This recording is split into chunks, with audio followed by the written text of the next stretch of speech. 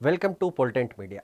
రాజకీయ నాయకులకు సంబంధించి క్రిమినల్ కేసులు ఉన్న వాళ్ళు చాలామంది కూడా పదవుల్లో ఉంటున్నారు కానీ రాజీనామా చేయట్లేదనేది చాలా కాలం నుంచి వినిపిస్తున్న అంశం. ముఖ్యంగా కొన్ని కేసులకు సంబంధించి వాళ్ళు జైల్లోకి వెళ్తున్నారు, ఆ తర్వాత బయటకు వచ్చేసి అదే పదవుల్లో కొనసాగుతున్నారు. వాటన్నిటికీ ఫుల్ స్టాప్ పెట్టాలని చెప్పేసి కేంద్ర ప్రభుత్వం నిర్ణయించింది. దానికి సంబంధించిన బిల్లును కూడా లోక్సభలో హోంశాఖ అమిత్ షా ప్రవేశపెట్టారు. ఈ సందర్భంగా విపక్షాలకు అధికార పక్షానికి సంబంధించి వాగ్వివాదం కూడా జరిగింది. ఇది కేవలం కొన్ని పార్టీలను, అంటే విపక్షంలో ఉన్న పార్టీలను టార్గెట్ చేసేందుకే ఈ బిల్లును తీసుకొచ్చారని కాంగ్రెస్తో పాటు ఇతర విపక్ష పార్టీల నేతలు ఆరోపిస్తే దానికి అమిత్ షా సమాధానం ఇచ్చారు.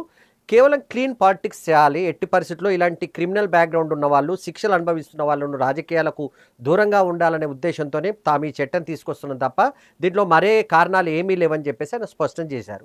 అయితే ఈ చట్టం ఏంటి, ఇప్పుడు తీసుకొస్తున్న చట్టం వల్ల జరిగేది ఏంటన్న విషయాన్ని ఒకసారి మనం తెలుసుకునే ప్రయత్నం చేస్తాం. ఇప్పుడు కేంద్ర ప్రభుత్వం తెస్తున్న చట్టం ఏం చెప్తుందంటే అది ప్రధానమంత్రి నుంచి మొదలుకొని కేంద్ర మంత్రులు, అదేవిధంగా రాష్ట్రాలకు సంబంధించి ముఖ్యమంత్రి, మంత్రుల వరకు వీళ్ళందరికీ ఏంటంటే 5 ఏళ్ల శిక్షకు సంబంధించి 5 ఏళ్ళు శిక్షకు ఖరారైన వాళ్ళు 30 రోజుల పాటు జైల్లో ఉంటే ఆటోమేటిక్గా వాళ్ళు రాజీనామా చేయాల్సిందే. ఒకవేళ రాజీనామా చేయకపోతే వాళ్ళు బర్తరఫ్ చేయాల్సి ఉంటుంది. ఇది యాక్ట్ చెప్తుంది. అంటే ఇప్పటిదాకేంది మనం కేజ్రీవాల్ని గతంలో చూసాం, ఢిల్లీ సీఎంకి సంబంధించి లిక్కర్ కేసులో ఆయన చాలా రోజుల పాటు జైల్లో ఉన్నప్పటికీ రాజీనామా చేయలేదు. అదేవిధంగా ఆయన రాజీనామా నేను చేయనని చెప్పేసి కూడా ప్రకటించిన పరిస్థితి కనిపించింది.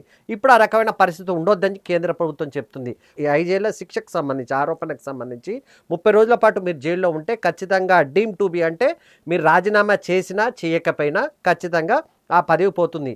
అది ప్రధానమంత్రి కానివ్వండి, కేంద్ర మంత్రి కానివ్వండి, ముఖ్యమంత్రులు కానివ్వండి, అదేవిధంగా రాష్ట్రానికి సంబంధించిన మంత్రులు కానివ్వండి, వీళ్ళందరికీ ఇది వర్తిస్తుందని చెప్పేసి రాష్ట్ర ప్రభుత్వాలకు సంబంధించి కానీ కేంద్ర ప్రభుత్వానికి సంబంధించి అందరికీ ఇది వర్తిస్తుందని చెప్పేసి కేంద్రం చెప్తుంది. అయితే దీన్ని జాయింట్ పార్లమెంటరీ కమిటీకి కూడా పంపించే ఆలోచన ఉన్నట్టుగా కేంద్ర ప్రభుత్వం ప్రకటించింది. అమిత్ షా ఈ బిల్లును ప్రవేశపెట్టినప్పుడు కాంగ్రెస్ పార్టీకి సంబంధించిన కేసీ వేణుగోపాల్ ఒక తీవ్ర స్థాయిలో ఆరోపణలు చేశారు. గతంలో గుజరాత్ హోంశాఖ మంత్రిగా ఉన్నప్పుడు అమిత్ షా రాజీనామా చేశారా, ఆయన మరి అప్పుడు ఎందుకు స్పందించలేదంటే దానికి అమిత్ షా చాలా తీవ్రంగా స్పందించారు. నైతికతను గుర్తించే నేను అప్పుడు రాజీనామా చేశాను, నేరానికి సంబంధించి అన్ని కోర్టు నుంచి అంత గ్రీన్ సిగ్నల్ వచ్చిన తర్వాతనే తాను మళ్ళీ పదవులు తీసుకున్నాను తప్ప మధ్యలో ఎలాంటి పదవులు తీసుకోలేదని ఆయన స్పష్టం చేశారు.